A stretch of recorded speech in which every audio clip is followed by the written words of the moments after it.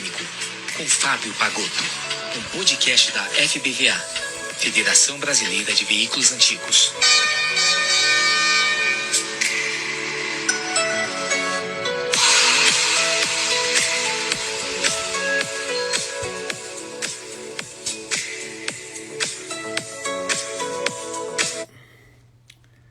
Boa noite, 19h01.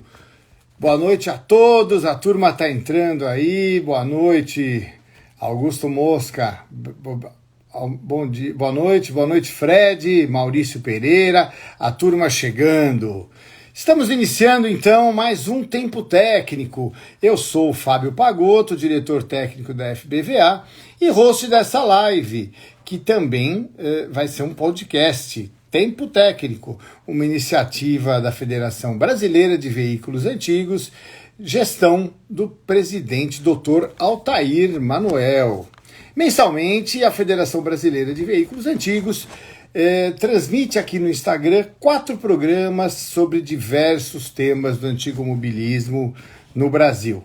Toda semana, um tema diferente. No Tempo Técnico, entrevista os colecionadores, especialistas e conversamos sobre tudo que envolve a parte técnica de um veículo antigo. Desempenho do carro, peças, equipamentos, testes, design, restauração e muita história.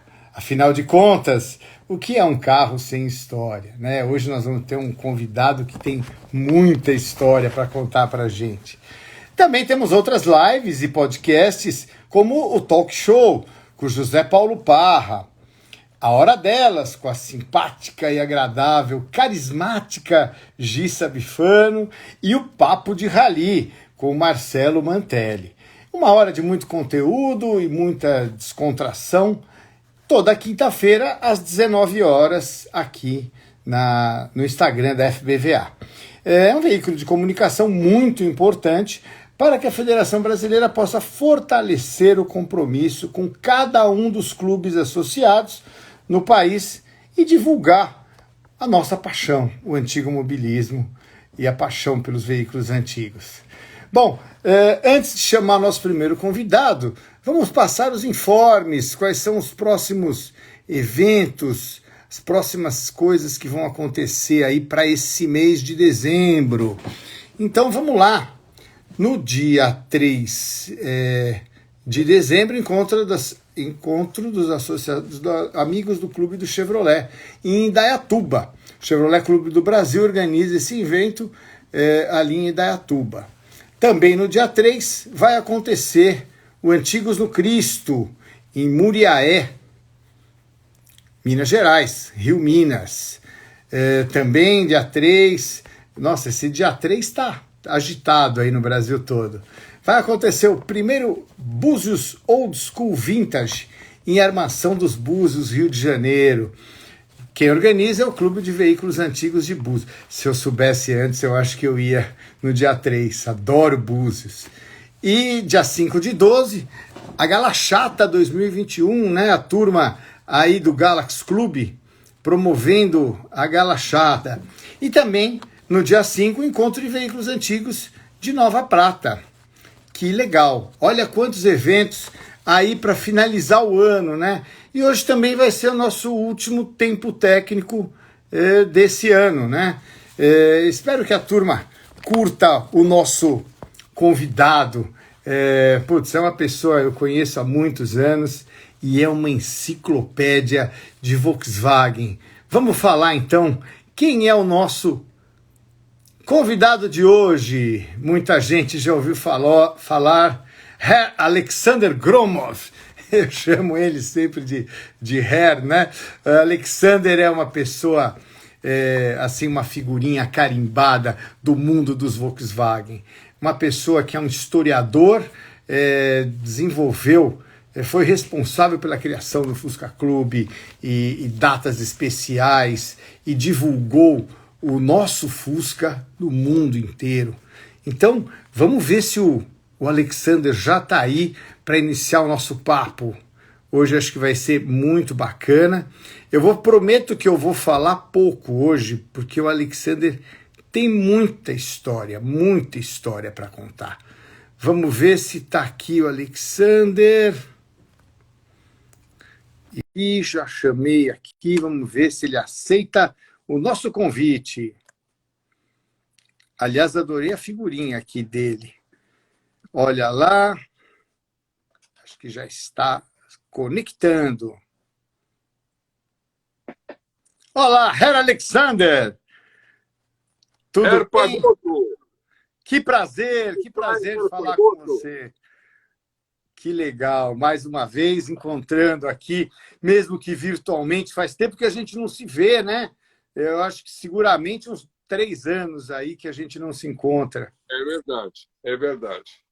Mas vamos ver se agora se a Omicron não vai atrapalhar de novo, né? Parece o nome daquela empresa do inimigo do Homem-Aranha, né? Ele trabalha na Omicron, né? É um nome assim meio assustador, né? Meio que o inimigo do Homem-Aranha. Mas está jóia, tá jóia. Que prazer. Bom, eu conheço o Alexander, eu acho que há uns 30 anos, mais ou menos, né? Não vão, o pessoal vai descobrir nossa idade desse jeito, né? Nós com essa aparência tão jovens, né, que somos. Não tem como esconder. Tá certo, tá certo. Bom, Alexander, como eu falei, um prazer a gente estar recebendo aqui. A federação é uma honra para a federação, para nós recebermos aqui. O Alexander tem um currículo tremendo, palestrante, historiador, divulgador da paixão pelo Volkswagen no mundo. Eu não posso falar de Brasil, é do mundo, porque o que o Alexander já participou de eventos internacionais, levando o nome, né, do Brasil, com muito orgulho. Então, Alexander, eu queria começar. Você que vai falar hoje, eu estou falando já demais. Eu quero que você comece a contar a sua história, como começou a sua paixão. E você vai ter que contar a história da Rosinha, né? Tá. Eu vou ter que fazer só uma pequena correção. Eu entrei no Sedan Clube quando ele já estava armado, ou seja, foi o constituído. Sérgio Fontana, não é? O O'Hara, meu Deus, agora me falta o nome do terceiro, que já tinham formado o clube. Eu entrei num evento maravilhoso, em 85, que foi a subida do Pico do Jaraguá. Então, o Sérgio Fontana estava organizando isso, que ele tem uma loja lá na Duque de Caxias. Não sei como ele consegue conviver lá com a Cracolândia ali do lado. Deve ser um sufoco desgraçado. Então, foi feito um passeio. Esse passeio reuniu bastante gente. O primeiro passeio que o Sedan Clube tinha realizado. Um parênteses, por que Sedan Clube? Porque a Volkswagen não permitia usar o nome Fusca, que era uma marca depositada e tinha gente contrária à agremiação dentro da fábrica. Ou seja, tudo depende daquele contato pessoal, tudo depende de você acertar as coisas. Se tem alguém fechando a porta, não tem o que fazer. E aquele passeio, só uma pincelada, né? Subir do Pico do Jaraguá. Então, colocaram os carros, os mais antigos na frente. E aí crescendo a idade até o fim. No caminho, furou pneu de carro, furou pneu de um cabriolé vermelho lindo, foi aquela... Todo mundo querendo ajudar para trocar o pneu, mas o pneu já estava ressecado, negócio perigoso. Mas deram um jeito lá, ele continuou. Mas na subida, Fábio, na subida, aquele silêncio da serra, aquela estradinha que você conhece, que é uma estradinha maluca, e eu estava, o meu Fusca é janela oval, então eu estava no pelotão intermediário dos velhinhos, e na minha frente estava uma porção de Fusca, inclusive o Fusca do seu Gavino, que foi a pessoa que me deu a dica do evento. O seu Gavino me fechou aqui na Heitor Penteado, ele me fechou. Ele estava com o split window dele, verdinho, bateu a mão assim, me fechou, falou: "Você sabe que vai ter um evento lá?" Que no fim, eu Foi nem o conhecia. intimado a comparecer. Eu nem o conhecia, mas é aquela confraria dos Fuscas, né?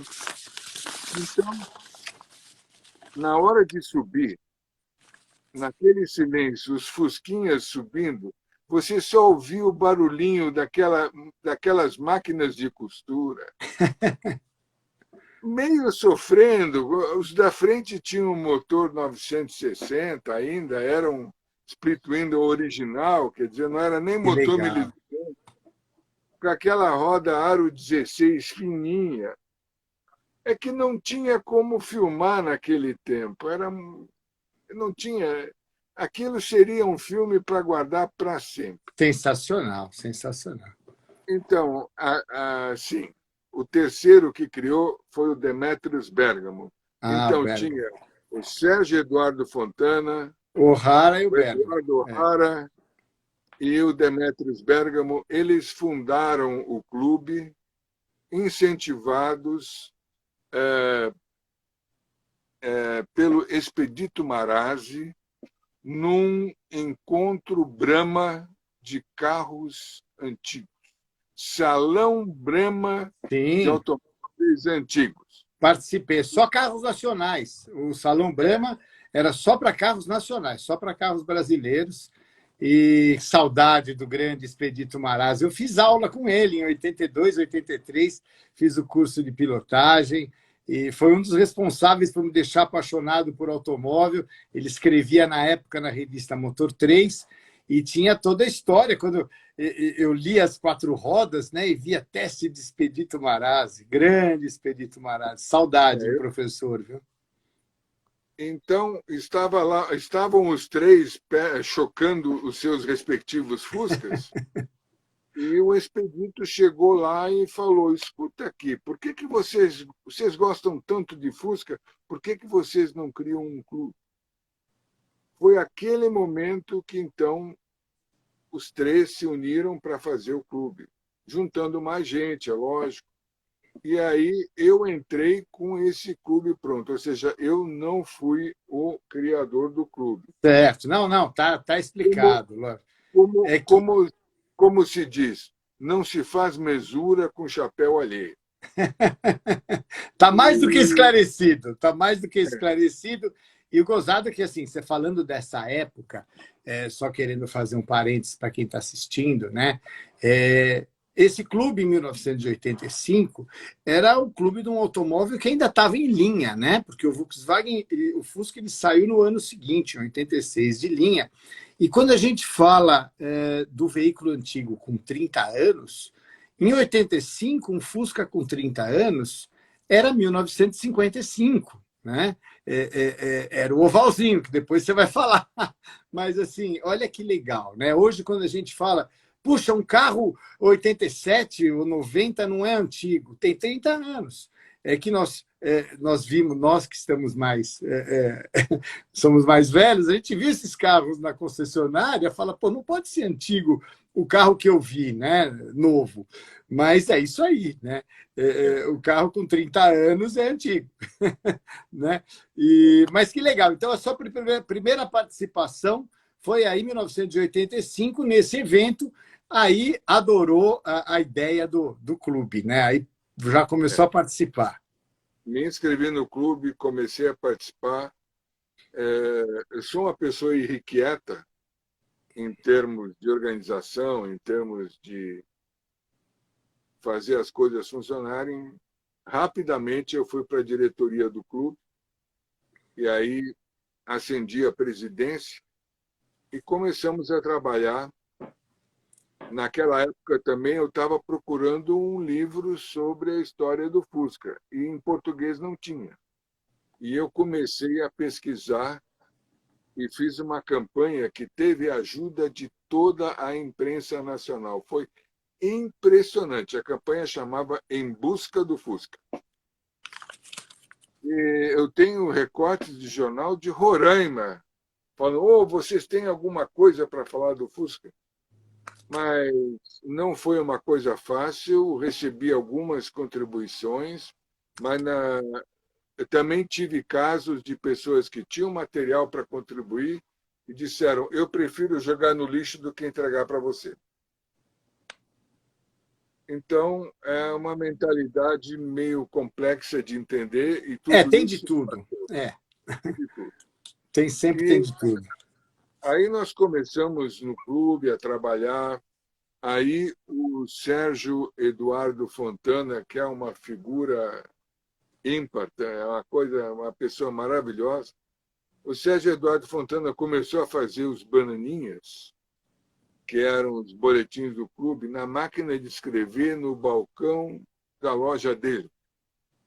Escrevendo, recortando as frases, colando no papel, tirando xerox, aquela folha A4 dobrada ao meio, que foi um tamanho por muitos anos do bananinha. Aí fomos incrementando, aí a coisa foi crescendo. Então, esse foi o meu início em termos da vida com o Fusca. Eu já tinha o meu carro. O meu carro ele tem uma história meio cabulosa, né? Uma Você história, tem que contar a história, porque o a história é Rosinha. cabulosa. Quer dizer, se tiver aí alfândega ouvindo, pode complicar, mesmo depois de tantos anos. Não, Mas não, como é que foi? esse já é Era, patrimônio histórico nacional e da família Gromov, não pode ter. Mas era, conta um era, pouco da história do seu era envolvimento. na verdade, como todo estudante universitário do meu tempo, a gente se virava mais que bolacha em boca de velha para ganhar uma graninha. E um dos meios assim mais standard era dar aula. Eu dei aula até em admissão ao ginásio.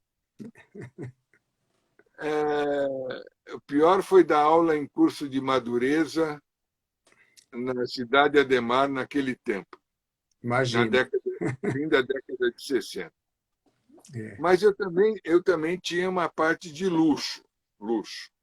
Eu dava aula particular, aí é luxo. Aí é luxo. Chazinho, bolachinha, enfim. Tá Um chegando o dos, professor, tal, respeita, um, tal. Aí um dos meus alunos era filho do senhor Josef Rindel. Esse senhor talvez não seja conhecido por nome, mas ele é conhecido pelo que fez. Ele fazia filmes, naquele tempo era filme. Ele foi a pessoa que teve a primeira câmara de desenho animado de vários níveis, que foi inventada pelo estúdio Disney, que fazia, quando você via uma cena, por exemplo, um personagem caminhando na floresta, fazia as árvores se moverem em relação ao personagem e dava a impressão que o personagem estava caminhando quando ele estava no centro da Da imagem sendo imagem. projetado. E ele fazia muita propaganda e ele precisava filmar do carro. E ele lembrou do bom e velho Fusca Cabriolet. Quer dizer, Fusca Cabrio Limousine, sorry. Fusca com teto solar de fábrica.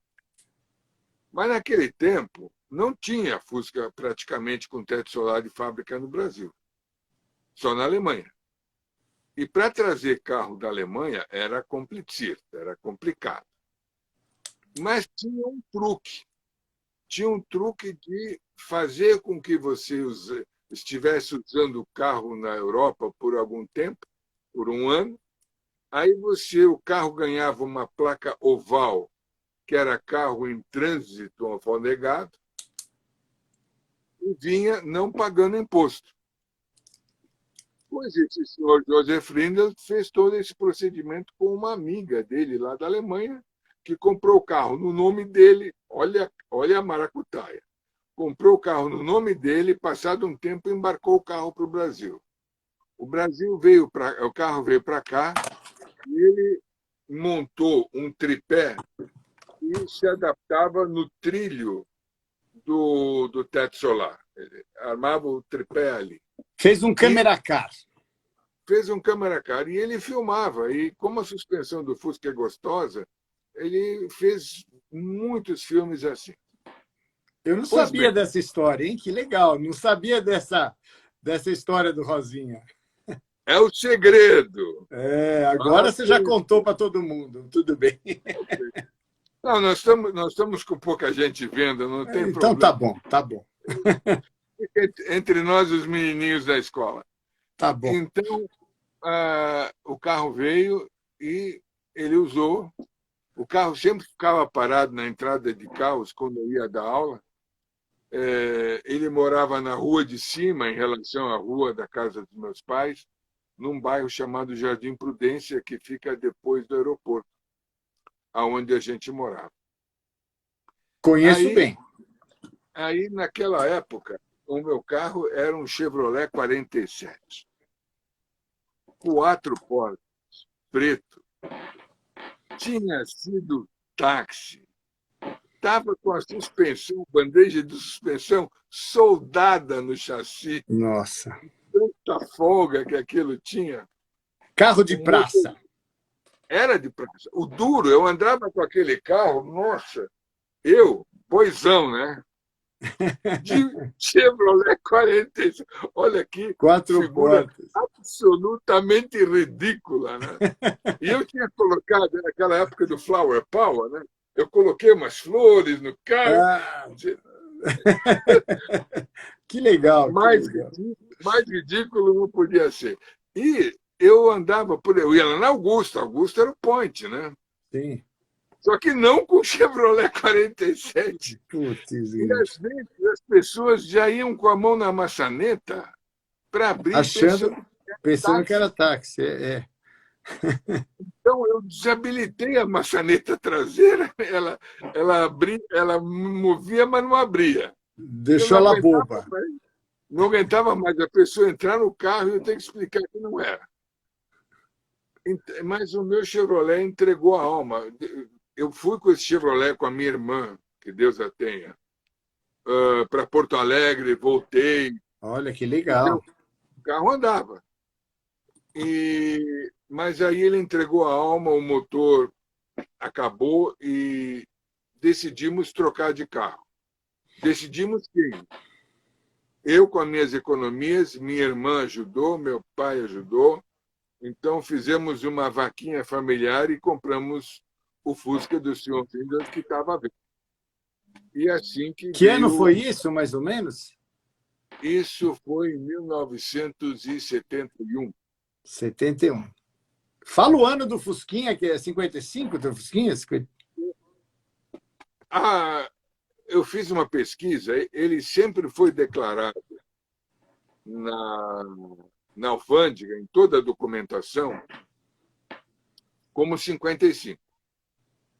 Eu não sei se havia aí uma necessidade que ele fosse 55. Não sei. Mas daí eu pedi o certificado de nascimento dele no Museu da Alemanha, em Wolfsburg. E Sim, ali consta que ele é 56. 56, tá. Mas tudo que eu tinha era. Tanto que a placa dele é 55. Mas o carro, na realidade, ele é 56. Eu não sei se naquela época já tinha 55, modelo 56, mas para o cadastro da Volkswagen Mundial, ele vale como 56. Ok. Então é isso aí, como é que é a história secreta, mais do que secreta, é, do carro. E por que ele chama Rosinha? Eu comprei o carro e naquele tempo nós tínhamos uma coisa complicada, que era aula de Organização Social e Política do Brasil. O SPB, eu OS. tive, sim. Quinto-anista de universidade, não tivemos o SPB em nenhum ano da universidade, e, no fim, o MEC falou, se não tiver o montante de horas dos 5 anos, essa putaiada aí não vai ganhar diploma. Coisa dos militares, né, na época. Então, nós tínhamos aula de OSPB no sábado à tarde. Mas, para calibrar a aula, a gente ia no Bar do Zé, eu fiz o Mackenzie, né? A gente ia no Bar do Zé, na Maria Antônia, que ficava antes de chegar no Mackenzie, ali na Maria Antônia, à esquerda, e calibrava ali umas escolas, né? Até hoje deve ter, até hoje tem uns bares ali, né? Para chegar bem doidão mesmo, para fazer pergunta idiota, porque ninguém estava assim, né? Imagina. E o carro... Sua formação é engenharia, né? Falando que o engenheiro tem que saber de USPB, né? Então, o carro tinha ficado muito tempo ao sol. E a cor vermelho coral, ela é ingrata. Quando fica no sol, ela empalidece. Desbotou. Desbota e ela fica com a cor da flor rosa. Não é o rosa-choque, não é nada. É a flor rosa.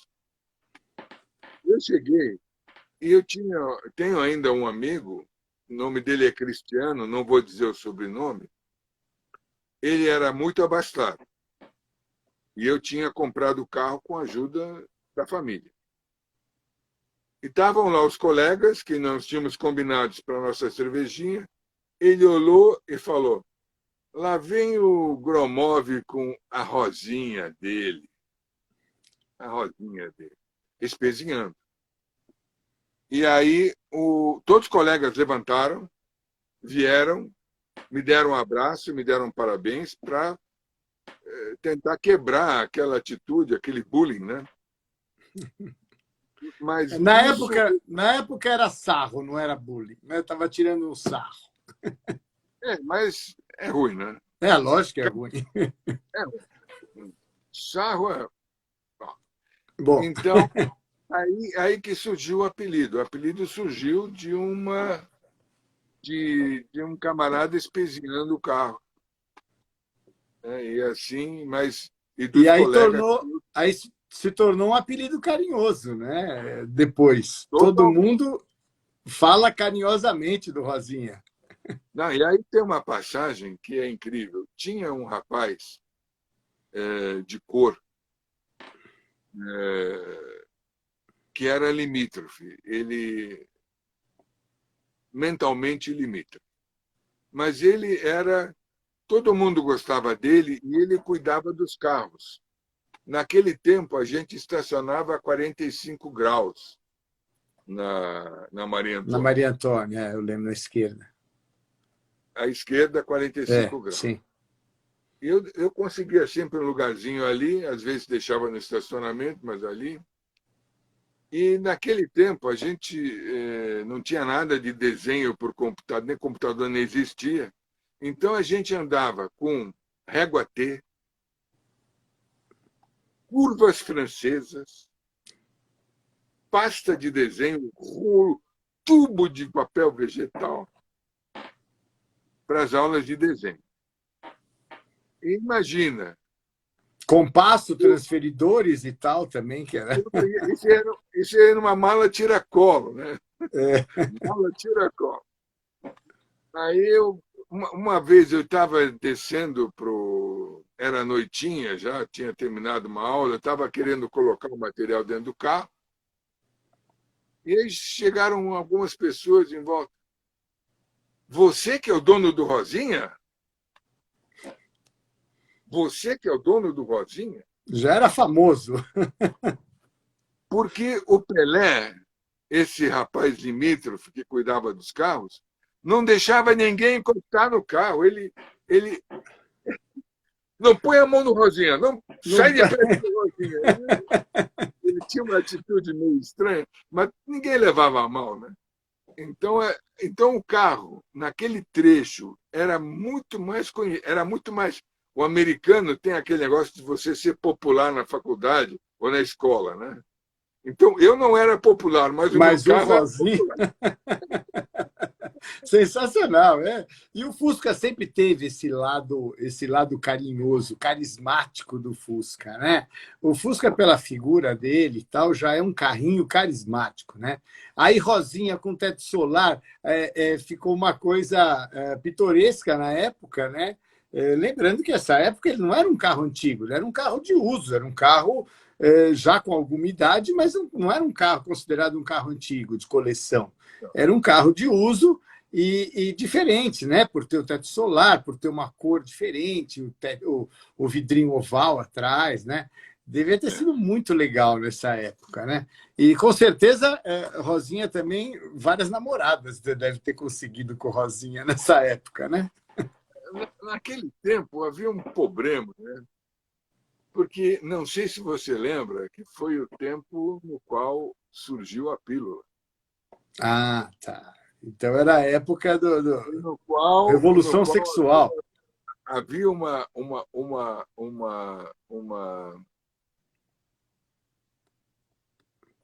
filosofia um pouco mais livre, né? Sem dúvida. Época do Paz e Amor e tal, né? Isso aí.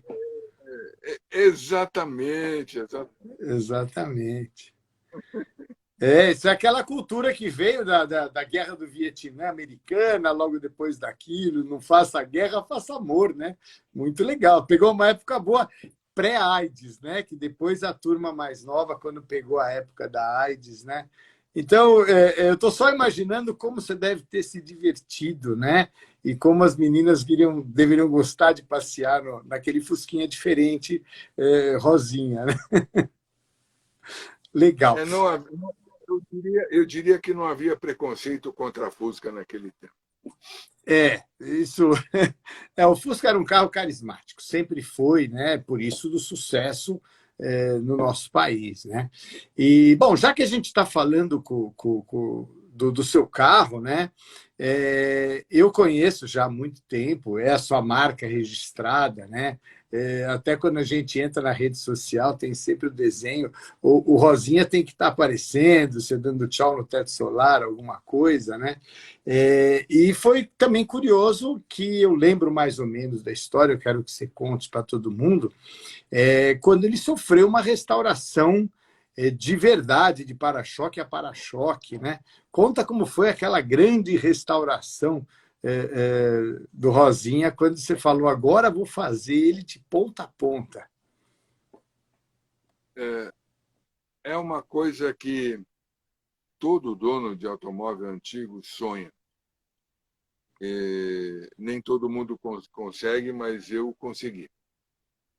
Eu consegui com a ajuda de um amigo e com a ajuda de uma situação absolutamente inusitada para mim. Nós estávamos vivendo numa época terrível. Plano Collor, gente se matando porque o dinheiro tinha sido congelado. Uma situação cadavérica, né?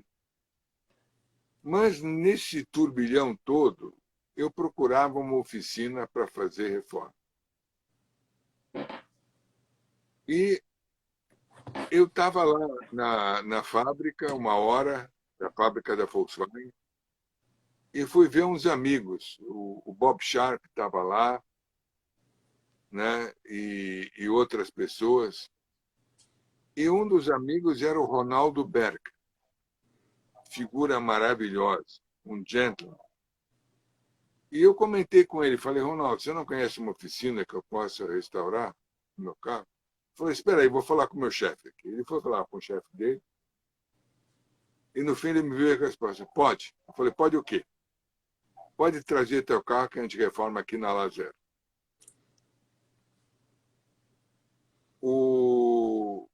Eu já tinha comprado muita peça, Que ano andava foi sempre. isso, só para a gente localizar? Isso foi em 89. 89. Legal. Só que Concomitantemente com isso, eu já tinha terminado a minha tarefa em Itaipu para a empresa. Eu coordenei o fornecimento elétrico das 18 primeiras unidades de Itaipu. Eu era o Working Group Generators Coordinator. Uau! Eu coordenava as empresas que fizeram o fornecimento elétrico e o fornecimento tanto gerador como transformador dentro do consórcio CIEM, no consórcio CIEM, consórcio Itaipu Elétrico Mecânico. Aí eu passei e o pessoal acho que gostou do meu trabalho e eu fui promovido a gerente de exportação de hidrogeradores para as Américas. Mas aí eles quiseram me dar um treinamento e eu fui fazer um segundo estágio na Alemanha. Geralmente, quando você consegue fazer um, já é... Já é grande.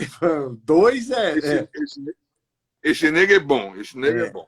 Agora, fazer lembrando que o Alexander teve uma carreira muito grande na Siemens, né? Quanto tempo você ficou lá? 32 anos. 32 anos. Olha que carreira, quanta coisa você foi responsável de tecnologia e desenvolvimento nesse país. Parabéns, viu? Eu sou seu fã em diversos setores, também no setor profissional. Cheguei a te visitar na Siemens, não sei se você lembra, mas eu estive lá uma vez. Sensacional. E na mesa do Alexander na Siemens, a foto do Rosinha e uma miniatura de Volkswagen. Eu lembro disso claramente. Eu falei, a paixão está lá no trabalho também, né? Bom, mas continua a história, desculpa te cortar.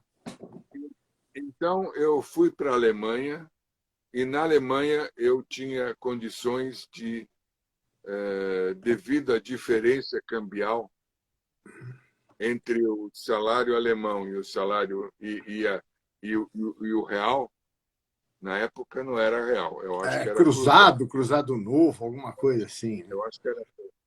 Então, eu consegui, através dessa jogada, pagar a reforma lá na Volkswagen. Ela não foi de graça. Eu não sei, alguns colegas calcularam lá para mim que daria quase 2 quanto. Não duvido, que era o carro mais caro na época, né? Era uma quanto. Mas como foi pago quando dava, eu mandava uma grana, e quem gerenciou a reforma foi meu pai. Então, a única parte que ficou solidária do carro foi o teto. O resto todo foi desmontado, o carro foi todo refeito. Tinha muitas peças que não tinha mais, por exemplo, a saia traseira, né? A saia traseira desses carros tem um H bonito, um desenho bonito.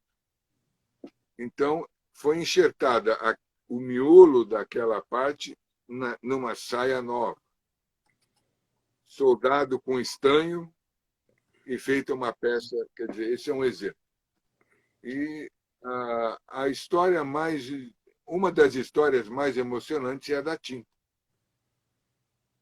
Que a tinta, eu fui na Glazurite e o meu pai conseguiu. Meu pai trabalhava na Volkswagen. Perguntaram aí, desculpa, perguntaram aqui o nome da cor. É vermelho coral. Vermelho coral, é isso aí, não sei, não lembro aqui, eu vi que no texto aqui alguém que estava assistindo perguntou qual é o nome da cor do Rosinha, o vermelho coral. Você tinha falado antes. Em alemão é Korallenrot. Korallenrot, é isso aí. Korallen é coral, rot é vermelho. Korallenrot é o vermelho coral. Ok. Então, meu pai conseguiu, depois de muito encher o saco lá dos colegas dele da Alemanha, um pedaço do cartão testemunha da cor do arquivo da fábrica na Alemanha. Que legal. E aí, a partir daí, a Glazurite fez a tinta do seu carro. Lembre-se que estávamos em 89. 89. A tecnologia era muito remota naquele tempo. Aí eles me fizeram a cor e eu não sabia que eu ia reformar na Volkswagen. A estufa da Volkswagen é 100 graus. E a cor tinha sido feita para 90. Não ia dar certo. Aí eu fui lá falar com eles, e eles tinham me dado a primeira tinta. As latas em quantidade exata para pintar com pistola. Aí eu fui falar com eles, e disse, olha, mas dessa vez eu vou ter que pagar, né? Vocês vão fazer para mim. Aí eles me chamaram numa determinada tarde, e eu cheguei no escritório, tinha uns balões, uns negócios. O que é isso? Né? Eles fizeram uma festinha para mim. Que legal, que emocionante. Eles disseram, nós acompanhamos o seu sacrifício pelo clube. Que eu ia lá sempre pedir umas flanelinhas, alguma coisinha para fazer aquela bolsinha para dar para os participantes dos eventos, né? Ou se eles pudessem pagar uma camiseta, alguma coisa assim, né? Você sabe, né? É o trabalho, né? Lógico. E veio lá o chefe do laboratório e disse, olha, foram 3 de nossos engenheiros que decuparam a cor de novo, nós decupamos a cor com um decodificador óptico dentro dos pigmentos brasileiros que permitem chegar nesse resultado. Que legal. Em nome da Glazurite, aceite essa cor como contribuição pelo teu trabalho que você tem feito. Emocionante, né? Sem dúvida, imagino. Eu acho que todos os antigomobilistas que estão assistindo devem estar emocionados pensando, né? A gente sabe o que significa o carro antigo para nós, a gente sabe a paixão, né? E ter esse reconhecimento, né? E, bom, nós estamos conversando aqui, estou ouvindo história, está uma delícia. Mas nós estamos indo para os 15 minutos finais. Eu queria que você contasse um pouco. É difícil, muitos anos, né? Mas um pouco da trajetória no Sedan Clube. E tem algumas coisas que é muito importante, que estão marcadas até hoje, né? Desde as datas comemorativas, recordes, né? que aconteceram aí na sua gestão, né? Eu queria que você resumisse um pouco da sua contribuição ao Fusca Clube, quanto tempo você ficou na presidência, as conquistas, né? Eu acho que é muito legal e eu sempre falo, né? E começou com você também, né?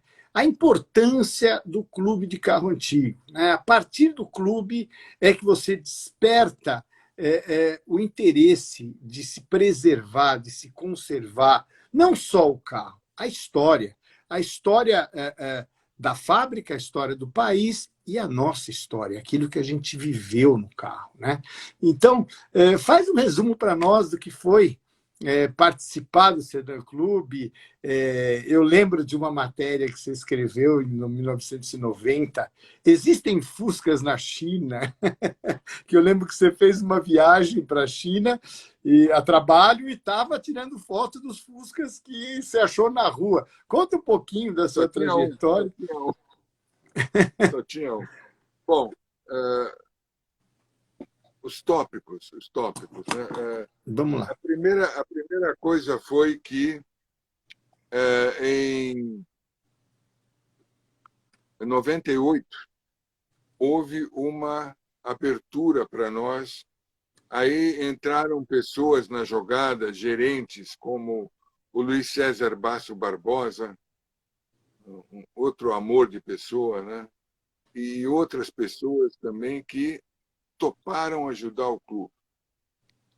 E aí, desculpe, isso foi quando não foi antes. Foi em 88, 1900.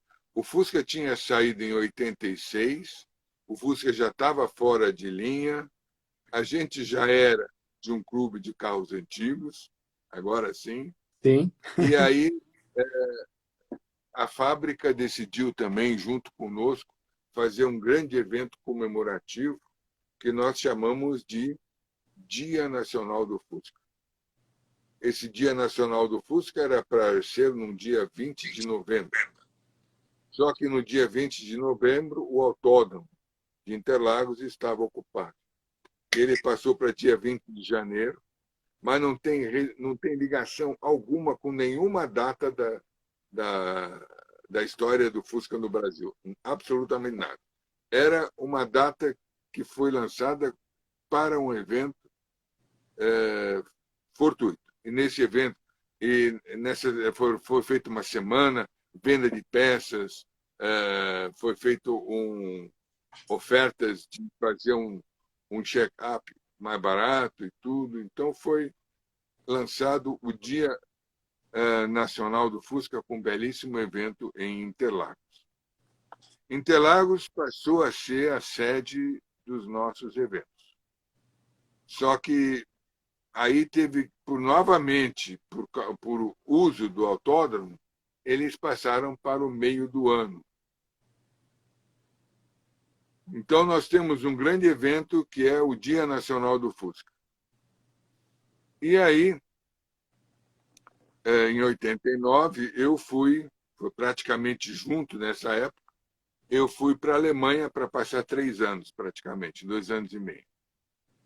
E lá, eu participei de um evento na cidade de Bad Camberg, aonde eu acabei lançando a ideia, isso foi em 1991, lançar a ideia do Dia Mundial do Fusca. Eu falei lá no jantar do evento, Veteranentreffen, Volkswagen Veteranentreffen, encontro de veículos veteranos. Os veteranos são aqueles de 0, ou seja, de 38, até os ovais. Agora eles ampliaram um pouco mais. E aí eu falei para o pessoal, olha, gente, no Brasil nós temos o Dia Nacional do Fusca. É muito bom. Por que a gente não faz o Dia Mundial do Fusca? E era uma plateia com gente dos 5 continentes. Aquele evento de Bad Camberg traz gente de todo o mundo. Do mundo todo, sem dúvida. É a referência mundial, né? E aquilo foi referendado por aclamação. Então, eu passei 4 anos trabalhando e nos 4 anos, aí em 95, foi lançado o Dia Mundial do Fusca, que é comemorado ainda em muitos países do mundo. Nessa parte, sim, você pode dizer que eu tive uma atuação mundial. Sem dúvida nenhuma. Agora, antes disso, para preparar o dia, eu me comunicava com muitas pessoas, não tinha e-mail, não tinha nada. Eu fazia numa parte do Bananinha, que eu escrevia em 2 idiomas, em português e inglês. E muita gente do clube não entendia por que se fazia em inglês. Mas eu mandava o Bananinha para o mundo inteiro. E naquela época, já tinha ganho o nome Fusca da fábrica, o Fusca Clube do Brasil foi conhecido mundialmente. Sem dúvida nenhuma. E a importância do Fusca para o Brasil é a importância do Fusca no mundo, né? O mundo, eu acho que o Brasil foi um dos países que mais produziu Fusca, tirando a Alemanha, né? Não sei nos Estados Unidos a produção, mas o Brasil, e teve uma produção, acho que mais longínqua também no Brasil, né? Brasil e México, né? Eu acho que aqui no Brasil foram 3.300 e poucos, 3 milhões, 3 milhões, mil e poucos veículos, foi mais do que no México. Então, realmente, o Brasil foi o segundo lugar que mais produziu Fuscas, né? No mundo, então, sem dúvida. Rapidamente, nos eventos de Interlagos, um dos colegas do clube teve a ideia de fazer a contagem para o livro Guinness. E foram feitas 2 contagens. No primeira contagem deu 1.728 carros. A contagem foi feita por um colega meu da Siemens, que tinha uma empresa de consultoria. Nós contratamos, homologada pelo Guinness. E no segundo evento foi no 1º de maio, um ano depois da morte do Ayrton Senna.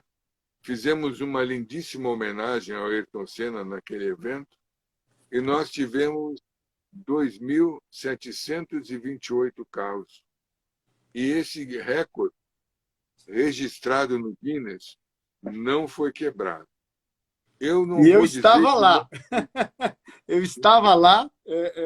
Eu até, inclusive, se achou uma vez uma foto minha, né? Eu tinha um Fusca, na época eu tinha um Fusca Avalone.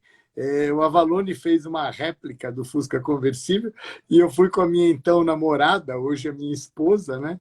E congestionou. Você imagina mais de 2.000 carros no autódromo? Realmente ocupou a pista inteira. Eu não sei se caberia mais, viu? Eu acho que se bobear, é o recorde da pista de carros, porque congestionou, e parou, travou a pista. não era coluna por 2. Tinha locais que tinha coluna de 6 carros. 5, 6, sem dúvida. Eu estava lá. Tenho a honra de E dizer que estava lá, participei, muito legal. Que tem ano foi tem isso? 80, 95? 93, 90, 93, acho não, que foi. eu não lembro agora, desculpe. É. Eu não vou dizer porque eu vou dizer besteira, mas foi um ano depois da morte do Senna. 92, E então, né? O Senna foi 90, não, 93. acho que foi Ah, não, não, 93, não, né? 94 que o Senna faleceu. Então foi 95, é isso aí. 94 ou Então, 95, por aí, isso. e tem uma tomada de imagem da Globo que mostra exatamente, praticamente, a rabeira do comboio sendo alcançada pela frente do comboio. Ou seja, a pista que nós Inteira. percorremos, ela foi ocupada. Que legal, que legal. Realmente o recorde ia ser batido. Impossível, eu acho, viu? Mas A, que legal. a Volkswagen, no lançamento do New Beetle, fez Sim. um evento com grande estardalhaço em Berlim, chamando gente de toda a Europa para lá, subvencionando, etc., mas não conseguiu. Não conseguiu quebrar o recorde de Fuscas mundial no Guinness. Que legal, que bacana. Muito legal. E a importância do clube, né? Eu acho que assim, tudo que a gente vive hoje, né, de vários clubes que estão aí, você que está participando aí, que tem o clube na sua cidade, que é uma cidade pequena, que é uma cidade do Centro-Oeste, do Nordeste, tenha certeza que a sua participação, a sua contribuição, aquele evento que você faz na praça da sua cidade, no shopping da sua cidade, agregando pessoas, você que está fazendo isso está disseminando a cultura do automóvel antigo, da preservação. E a preservação do carro é preservar a história, né? A nossa história, a história do nosso país, da marca, daquela marca que você gosta, né? E a sua história familiar, que quase todo mundo tem uma história gostosa de carro, uma lembrança, né? A famosa memória afetiva que a gente tem com o carro, né? Então, a importância de se agregar à turma num clube, né? Eu acho que isso é muito legal. E quanto tempo você ficou à frente do Fusca Clube? Você 13 deu anos. clube? 13 anos. 13 anos. Que legal, que legal. E muitas conquistas nesses 13 anos.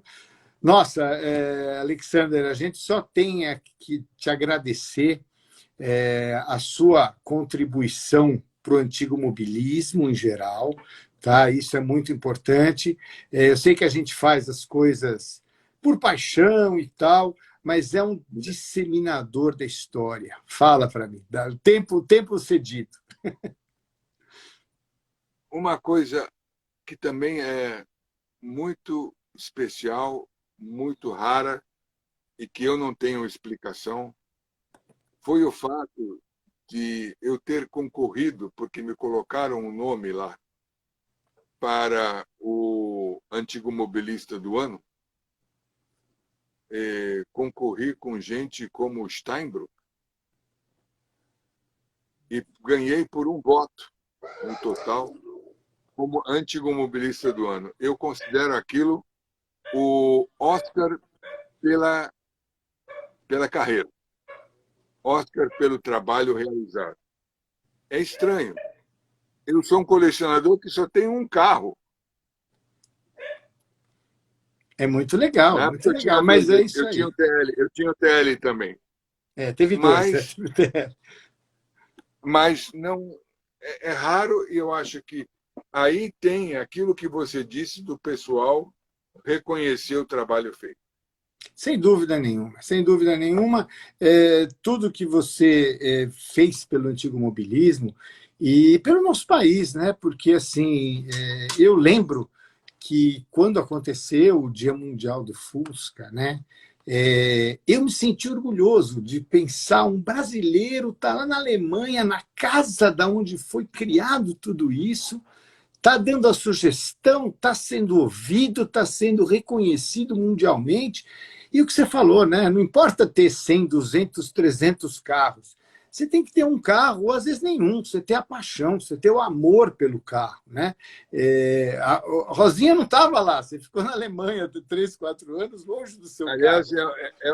eu tenho a frustração de não ter levado o carro para Devia ter, Babicanbeck. devia ter colocado no container. Também acho isso. Também acho isso. Mas, assim, é muito legal. E o Alexander não parou. A gente está sempre vendo aí a participação. Tem feito palestras muito legais, né, Alexander? Em diversos lugares do Brasil, o pessoal convida e ele, com o mesmo amor, a mesma paixão que ele tinha há 35 anos atrás, ele tem hoje contando a história. Muito mais experiência, mas com a mesma paixão, com a mesma história, disseminando para aquele cara que comprou o Fusquinha dele faz 15 dias, falando, puxa, então eu vou preservar, então eu vou conservar. Esse Fusca conta a minha história, foi do meu avô, foi do meu pai, eu lembro que meu vizinho tinha um. Então é isso que é muito gostoso, muito gostoso. Mas, sem dúvida nenhuma, foi um prazeraço falar com Muito você. obrigado. Como sempre, quando a gente se encontra, o papo vai longe, né? Então, nós estamos chegando nos minutos finais e eu queria deixar aí os últimos minutos para suas considerações e um super agradecimento em nome da federação, em meu nome particular, que você sabe que eu sou seu fã faz tempo. Então, eu queria que você desse aí suas palavras finais aí. Desde o começo, eu tive um lema, que o trabalho era para salvar a história, salvar os carros, salvar a história do carro e as histórias do carro.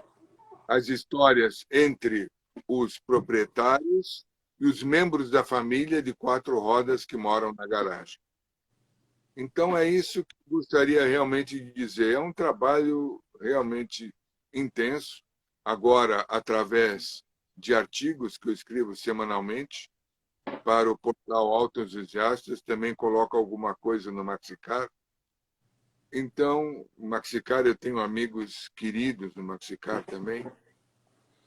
Sem Então, dúvida. É uma dica aí para quem não conhece, entrar nesses dois portais, né, no Auto Entusiastas, que já tem acho, mais de 10 anos, porque eu lembro que eu fui na festa dos 10 anos, né? Eu apresentei a festa dos 10 anos do Auto Entusiastas, já tem acho que 13 ou 14. E também o Maxicar, que são dois sites, dois portais antigos já há algum tempo, né? Mais de 10 anos publicando matérias, e a coluna do Alexander sempre traz não só história do carro, como histórias muito legais dos carros. Né? Eu sempre comento que os carros têm duas histórias. Uma é aquela de onde ele foi fabricado, que cor era, assim, e outra história é aquela que está guardada no porta-luva, no porta-mala, na cabeça ou no coração do proprietário, né? Aquela história de quem viveu aquele carro. Então, muito legal. Acessem esses dois portais e procurem lá as matérias do Alexander, são muito gostosas. E fala rapidinho também dos seus 2 livros, que eu tenho aqui na minha prateleira, os 2 livros com muitas histórias bacanas. Rapidinho para a gente encerrar, que agora que eu lembrei, temos que fazer o jabá do livro. Pô. Não sei, ainda tem para vender o livro? O livro 1 ainda tenho aqui. O livro 2 ele já se esgotou. O livro 2 eu transformei em e-book. e pode ser baixado da Amazon.com. Lá está em português, custa alguns reais, ou às vezes até é baixado grátis. Eles têm essas campanhas. Então, o livro 1 é a história do carro na Alemanha, no Brasil, e um capítulo do Brasília. E o livro 2 é uma coletânea de causos de felizes proprietários do Fusca e Compra. Então, são histórias maravilhosas, algumas que fazem as pessoas chorarem ao ler, porque realmente o assunto Fusca é um assunto muito emocional. Sem dúvida nenhuma. Carismático. Legal, legal. Então, queria agradecer em nome da Federação, em meu nome. Eu quero agradecer a oportunidade. Né? Eu gostaria muito de te dar um abraço pessoalmente, coisa que não dá agora. Mas eu também gostaria de dar um abraço em todos aqueles que tiveram paciência de ouvir até agora. A todos, sintam-se abraçados, com muito carinho, com muito respeito, e que todos mantenham a fé no Fusca. Keep the faith on the Beetle. É isso aí. Bom, com essa frase não podemos encerrar melhor do que desse jeito. E lembrando que isso vai ficar gravado no Facebook, no Instagram da Federação Brasileira e vai virar um podcast também. Depois você vai poder, no seu fone de ouvido, no seu carro, ficar ouvindo aqui o nosso papo. Então, depois, quem perdeu, ou aquele amigo que gosta de Fusca, que quer conhecer a história dessa figura emblemática, famosa do Volkswagen no Brasil, Alexander Gromov, vai ficar disponível aí também para todos. Uma única coisinha para complementar. Em 2015, graças a Deus, eu estive em Bad Camberg comemorando os 20 anos do Dia Mundial do Fusca, exatamente dando uma palestra para a mesma plateia a qual eu tinha lançado o carro 24 anos antes. Que legal. Que bacana, que bacana. Que sucesso. Então é isso aí.